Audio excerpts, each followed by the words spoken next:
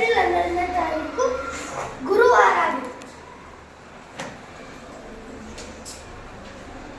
April 12ನೇ ತಾರೀಕು ಗುರುವಾರ. ಅದೇ ವರ್ಷ 25ನೇ ಮಾರ್ಚ್ ಯಾವ ವಾರ ಸರ್? ಮತ್ತೆ ಅದೇ ವರ್ಷದಾಗೆ 25 ಮಾರ್ಚ್ 25ನೇ ತಾರೀಕು ಯಾವ ವಾರ ಅಂತ ಕೇಳಿದ್ದಾರೆ ಸರ್. ಅಂದ್ರೆ ಇಲ್ಲಿ ಫಸ್ಟ್ ನಾವು ಮಾರ್ಚ್ ಎಷ್ಟು ದಿನ ಅದಾವೆ ಅಂತ ನಾವು ನೋಡ್ಕೋಬೇಕು ಸರ್. ಮಾರ್ಚ್ನಲ್ಲಿ ಎಷ್ಟು ದಿನ ಇರ್ತವೆ? 30.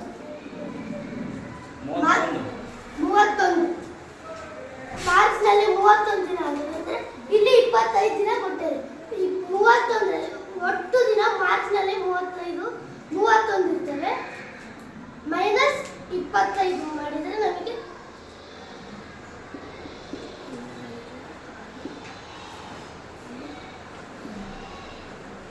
ಇಲ್ಲಿ 6 ದಿನ ಸಿಕ್ತು ಸರ್.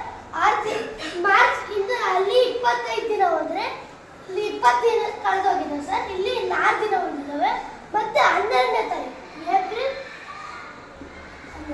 ಅಂದ್ರೆ ಸರ್ 12 ಕೊಟ್ಬಿಟ್ಟಿದ್ದಾರೆ. ನಮಗೆ ಏಪ್ರಿಲ್ ಫುಲ್ ಬೇಡ. ಏಪ್ರಿಲ್ 6 + 12 15 ದಿನ ಆಗಿದೆ ಸರ್. ಯಾವ ವಾರ ಆಗಿದೆ ಅಂತ ಕೇಳಿದ್ರು ಸರ್. ಅವಾಗ 7ರಿಂದ 18 ಭಾಗ ಆಗುತ್ತೆ ಅಂತ ನೋಡ್ಬೋದು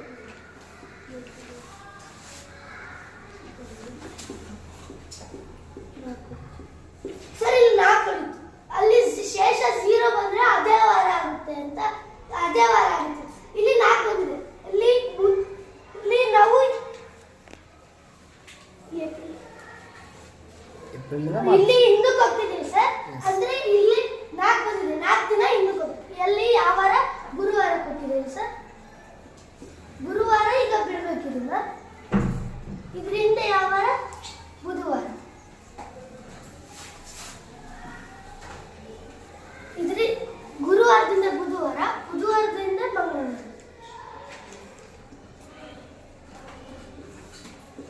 ಮಂಗಳವಾರದಿಂದ ಸೋಮವಾರ,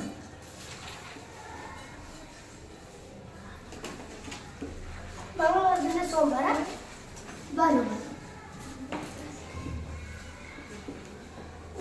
ಇಲ್ಲಿ 4 ಶೇಷ ಬಂದಿದೆ ಸರ್. ಅಂದ್ರೆ ಇಲ್ಲಿ 4 ದಿನ ಆಯ್ತು. ಆನ್ಸರ್ ಭಾನುವಾರ.